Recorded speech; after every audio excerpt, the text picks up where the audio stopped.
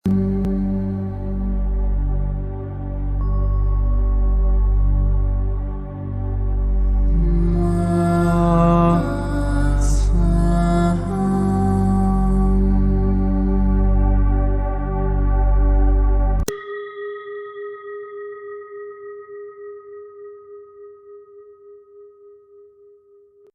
qui suit est la transcription d'un échange entre Mathias de Stefano, désigné ici comme moi, et son soi supérieur, désigné comme je suis. Dans cette capsule, la voix féminine incarnera le moi, tandis que la voix masculine représentera le je suis. Cette conversation, intitulée Signe, a été réalisée le 2 février 2021. Je me souviens de la première fois que je l'ai entendue. Je vivais sur une planète appelée Gludok, dans le système Ina, que nous appelons Sirius.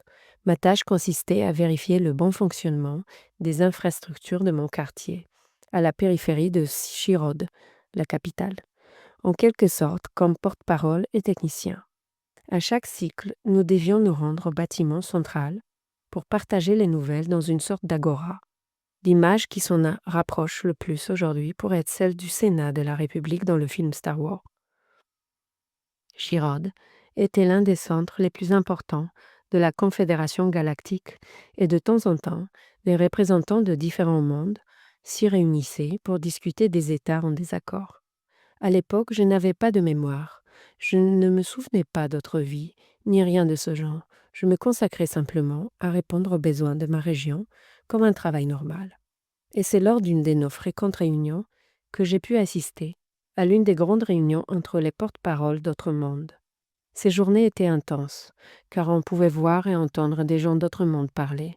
Et puis, quelqu'un a interrompu la session. « Monsieur, ils sont arrivés », a dit le secrétaire au représentant de la chambre. « Ne m'interrompez pas », a-t-il répondu, sans le regarder. Mais le secrétaire a insisté. « Monsieur, c'est important, ce sont les trévés. » Gardien du protectat. Tout le monde se tut, et ces êtres entrèrent dans la salle principale.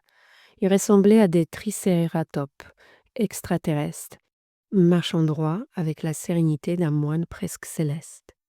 L'image de leur corps et l'énergie qu'ils dégageaient étaient très contrastées et contradictoires, car d'un point de vue humain, ils pouvaient ressembler à des dinosaures, alors qu'en réalité ils n'avaient rien de bestiaux, mais plutôt d'angéliques. Il y avait là des êtres venus de nombreux mondes, tous de haut rang, et pourtant leur présence imposait un silence total. Ils étaient les gardiens de la technologie qui avait permis à tous d'être assis là, dans la même salle. Ce qu'ils ont alors dit allait changer le cours de nos activités quotidiennes et peut-être, même si à l'époque cela ne représentait pour nous qu'un événement parmi tant d'autres, changer aussi l'histoire de la Terre. La rupture du centre est de plus en plus brutale et nous ne pourrons pas maintenir l'harmonie beaucoup plus longtemps, ont-ils dit. Que s'est-il exactement passé ce jour-là? Les dimensions sont des extensions ou des perceptions d'une même réalité. Pour que tu puisses mieux comprendre, nous pourrions les comparer à ton corps physique. Imagine que chaque dimension est comme l'un de tes organismes ou systèmes biologiques. Dans ce cas, nous pourrions comparer le système cutané à la première dimension, qui est unique et contient tout. Le système reproducteur à la deuxième dimension, qui polarise et génère. La troisième dimension sera le système excréteur et une partie du système digestif, car il traite et assimile les nutriments à partir de la densité. La quatrième dimension sera le système digestif, qui dissout la matière dans différents processus. Le système circulatoire serait la cinquième dimension, tandis que le système osseux et musculaire serait la sixième. Nous associerons la septième dimension au système endocrinien, la huitième dimension au système respiratoire et la neuvième au système nerveux. Vous pouvez voir que tous les systèmes ont des tâches et des perspectives différentes, qu'ils collaborent entre eux, interagissent, mais restent dans leur système, bien qu'ils fassent partie d'un tout. Les êtres de la troisième dimension remplissent une fonction fondamentale pour nourrir les autres systèmes. et les autres font en sorte que celui-ci reçoive ce qui est nécessaire pour distribuer les nutriments par le biais du système circulatoire. Vous comprendrez ainsi que la troisième dimension dans laquelle vous vivez est comme un organe d'un corps plus grand, qui remplit une fonction spécifique pour la vie de cet organisme. Mais il arrive parfois qu'une des dimensions rompe ce schéma et décide de s'étendre pour consommer l'énergie des autres systèmes. Cancer, une tumeur. C'est exact. Cela génère une fissure interdimensionnelle dans laquelle des entités d'autres systèmes commencent à consommer des cellules à différents niveaux. Waouh! Maintenant je comprends beaucoup mieux ce que sont les possessions démoniaques, les invasions de monde, les enlèvements et tant d'autres choses obscures qui se produisent et qui sont incompréhensibles. D'un point de vue biologique, tu comprendras qu'une cellule cancéreuse est une cellule qui a perdu son harmonie et qui ne se souvient pas de son but. Elle a donc besoin de consommer l'énergie des autres pour survivre et avoir l'impression d'avancer. Cela se propage comme une maladie, consommant des secteurs de sa dimension et parfois provoquant des métastases. Qui vient du grec méta, au-delà, et stasis, action d'être, à un endroit. C'est-à-dire qu'elle quitte sa place pour se répandre dans des endroits éloignés de son origine. Ces énergies consomment tout ce qui les entoure et traversent des canaux interdimensionnels pour entrer dans d'autres mondes de manière subtile et invisible. Au cours de l'histoire, elles ont été connues sous différents noms: entités maléfiques, démons, cultures vaudou, incubes, égrégores cendres, créatures monstrueuses, virus énergétiques. Tous déforment la matière en générant inconscience, perte de sens, besoin de survie, faisant perdre l'énergie de création, de la destruction, ce qui nourrit leur corps à travers les tissus interdimensionnels. Mais comme toute maladie, personne ne peut la guérir de l'extérieur. Cela ne peut se faire que de l'intérieur. Un médecin ne peut sauver une vie si celle-ci ne souhaite pas être guérie de l'intérieur.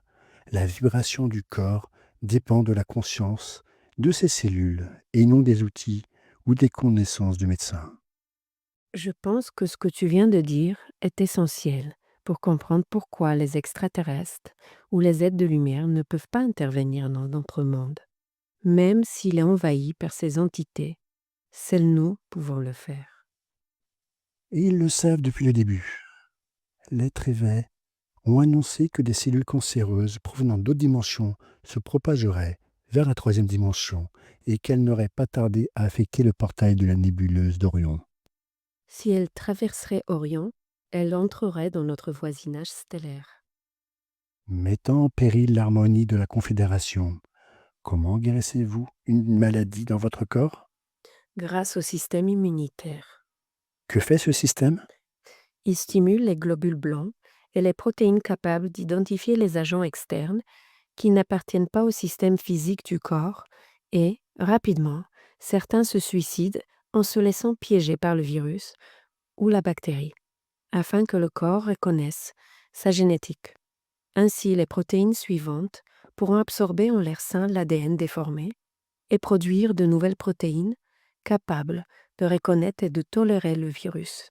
Elles commencent alors à se multiplier en grandes quantités chaque seconde, à la recherche du virus et des bactéries dans chaque recoin du corps. Tu connais ces globules et ces protéines du cosmos sous le nom de fraternité blanche. Le système immunitaire interdimensionnel. Il se consacre à voyager dans les mondes malades et à préparer des individus, comme des protéines, qui reconnaissent le virus et peuvent utiliser son ADN pour le transformer.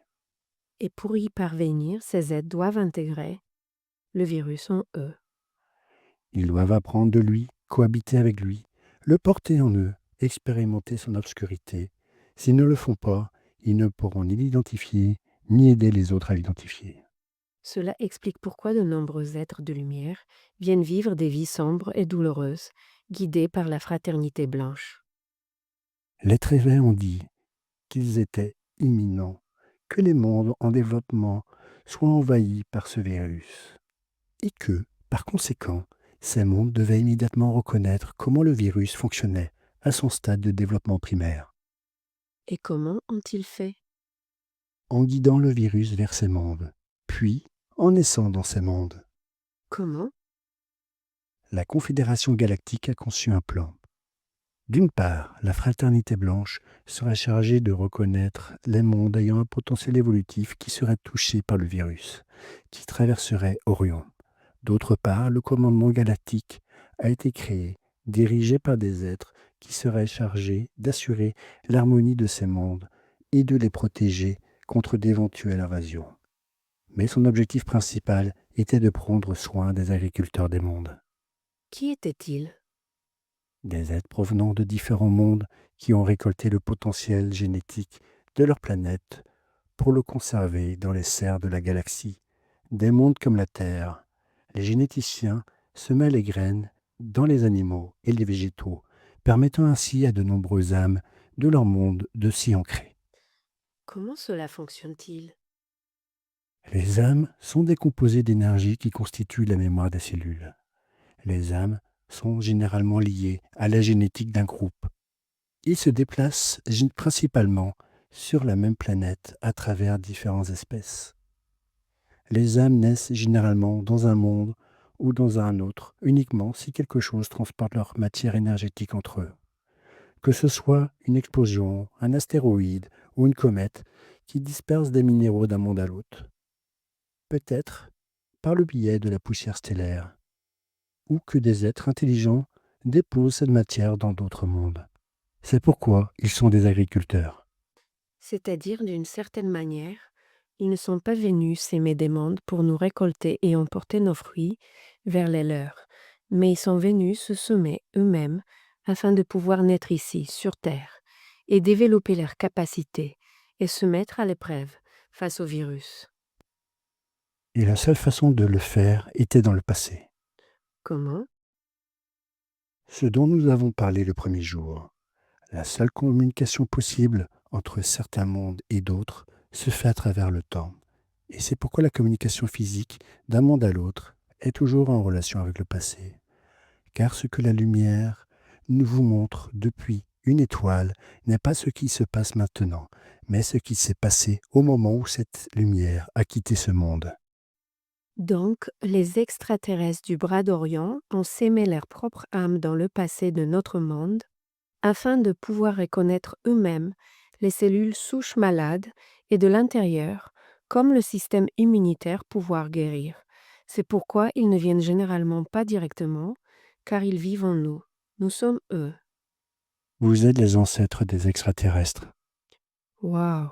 À Capilla del Monte, lors de la rencontre 11-11 de novembre 2018, l'un d'entre eux a dit exactement cela, que nous étions leurs ancêtres et qu'ils nous parlent depuis le futur pour guérir leur passé, de la même manière que nous faisons des constellations familiales et ces thérapies. Ce que vous appelez thérapie des constellations, pour eux, c'est littéralement une constellation. Ainsi, ils sont venus dans ce monde sous de nombreuses formes, semant de nombreuses graines, entrant par de nombreux portails en fonction de leur niveau de vibration. Les premiers à être envoyés étaient les plus denses, ceux qui avaient déjà le virus en eux. Ce sont les protéines qui reconnaissent le virus et qui ont été consommées par lui. Comme qui? Les gris, les reptiliens, les Anunnaki. Cependant, vous avez tendance à les considérer comme mauvais, car ils ne le sont pas. Ce sont des cellules consumées par une grande distorsion, et certaines d'entre elles ont réussi à se guérir. Il y a eu des gris qui ont aidé l'humanité à progresser dans son développement technologique. Il y a eu des reptiliens qui ont aidé les humains à développer le potentiel de leur âme. Et il y a eu des Anunnaki qui ont aidé les humains à développer leur esprit et leur civilisation. Et souvenez-vous, ils faisaient partie des premières graines. Ils vivent tous en vous. Et comment puis-je les guérir? Comment puis-je les unir? Les Trévels ont expliqué. De la même manière que la Confédération s'étend, Protecta. Cette structure est un cube, un hexaèdre. Elle possède donc 4 sommets en haut et 4 en bas, reliés par 12 arêtes. 2 carrés, un en bas et un en haut, reliés par 4 lignes piliers. Le cube Protecta, l'énergie bleue, est une boîte qui contient le pouvoir de plier le temps et l'espace. Rappelez-vous que le temps possède 4 processus et que l'espace possède 4 directions. Vous pouvez les appeler de nombreuses façons, mais les principales pour le temps sont l'expression, l'expérimentation, l'intégration et la transcendance. Tandis que pour l'espace, ce sont l'avant, l'arrière, la gauche et la droite. Ils peuvent changer de sens et devenir naissance, croissance, reproduction et mort. Dans le temps, et nord, sud, est et ouest pour l'espace. Les 4 lignes qui relient le temps et l'espace s'appellent les solstices et les équinoxes, printemps, été, automne et hiver. Cette boîte est l'unification de tous les processus de l'être, et elles éveillent la lumière de la conscience, l'université, l'essence cosmique, ce que vous appelez Merkaba. Un cube est composé de 2 tétraèdres. Vous vous en souvenez? Oui, l'un pointant vers le haut, représentant le positif, avec une base triangulaire qui reflète les sommets de la vibration de l'énergie et de la matière, se manifestant dans la réalité, tandis que le second, avec son sommet vers le bas, dans le négatif, projette sa trinité vers le haut, dans les sommets de l'amour, de la sagesse et de la volonté. C'est pourquoi différentes espèces extraterrestres vous donneront des outils pour chacun de ces 6 attributs, du point de vue positif et négatif de l'univers. Et lorsque vous aurez intégré les 6 sur l'axe, au pôle nord et au pôle sud, vous pourrez activer le protecteur. Le nord et le sud de l'individu et le nord et le sud de la Terre, je suppose. Et au centre, la graine qui les unit tous. Tout d'abord, il est important de souligner que nous sommes ici une autre extension d'eux là-bas. Nous sommes les mêmes cellules qui ont décidé de se transformer pour se guérir elles-mêmes. Et la Terre est une cellule mère. Si la Terre parvient à guérir le virus, cela signifie que toute la galaxie pourra reproduire les cellules de la Terre dans d'autres mondes. Attends, ce que tu dis est très étrange. Est-ce que tu parles de la Terre qui parvient à guérir le virus? Ce qui se passe avec le Covid, est-ce un reflet? C'est la preuve de quelque chose de beaucoup plus grand. En 2019, nous t'avons dit qu'un virus serait implanté dans le monde afin qu'un autre virus puisse vous libérer. C'est quelque chose qui se produit dans de nombreuses dimensions. Et cette année, les mondes s'alignent. C'est pourquoi vous devez activer le protectat, la croix Atlante. La Croix Atlante, c'est ainsi que s'appelait le projet Je suis lorsque je l'ai lancé avant 2015. C'est la même chose. La croix Atlante et le protectat, contenus par la croix du Sud et la croix du Nord, Cygnus. Dans cette constellation se trouve l'étoile polaire du début de l'Atlantide en tant que grande civilisation, l'énorme étoile d'Éneb. L'Atlantide devait construire ce protectat à travers la géographie et la géométrie de la Terre, aligné entre la constellation du Cygne, la croix du Nord et la constellation du Sud, appelée Crux. C'était l'axe qui activait le cube divin sur Terre, le réseau planétaire. Et depuis lors, nous avons reçu des messages à différents niveaux depuis différents mondes. Canalisation, contact, cercle de culture, enlèvement, message, angélique. Tout cela pour ordonner la grande machinerie quantique qu'est la cellule mère ou vaisseau interdimensionnel appelé Terre. Je ne regarderai plus jamais Sinus de la même façon. La croix Atlante a maintenant un sens pour moi. C'est la constellation qu'ils suivent pour activer le protectat de la Terre et commencer à corriger l'erreur, le virus que nous vivons actuellement, comme un reflet pour éveiller cette mémoire. Le virus vous éloigne les uns des autres. Il peut continuer à le faire si, au lieu de croire que la connexion se fait par le toucher, vous vous souvenez que l'unité est à l'intérieur de chacun, la graine que les ancêtres et les futurs ont semée en vous. Nous sommes des protéines cosmiques développant le système immunitaire de l'univers. Nous sommes la conscience matérialisée, vivant dans un monde malade, qui, s'il guérit, sera capable de rétablir l'harmonie dans la galaxie. Vous devez maintenant décider si votre intention, votre parole, vous maintiendra crucifié dans cette réalité et activera les croix qui ouvrent les portes du temps et de l'espace. Le portail du temps. 2 février 2020. 2-2-2020. Et le portail de l'espace. 22 février 2022. 22-02-2022. Aujourd'hui, cela fait 1 an que nous avons commencé avec l'ouverture de la première partie, les 4 premiers sommets du cube. Et à partir d'aujourd'hui commence la deuxième partie, les 4 de l'espace. Dis ta vérité aux cieux, libère-toi de la croix du temps. Et c'est seulement ainsi que tu pourras manifester ta vérité dans la croix de l'espace. Commence ainsi Verseau. La vérité vous rendra libre. Je suis la graine de l'univers dans tous les sens du terme. Je suis un esprit et un extraterrestre, vivant une expérience humaine. La Terre est la clé qui ouvrira la boîte bleue qui illuminera la galaxie. Inspire et découvre-la en toi. Deviens la clé et tu ouvriras l'univers. Telle est ton histoire.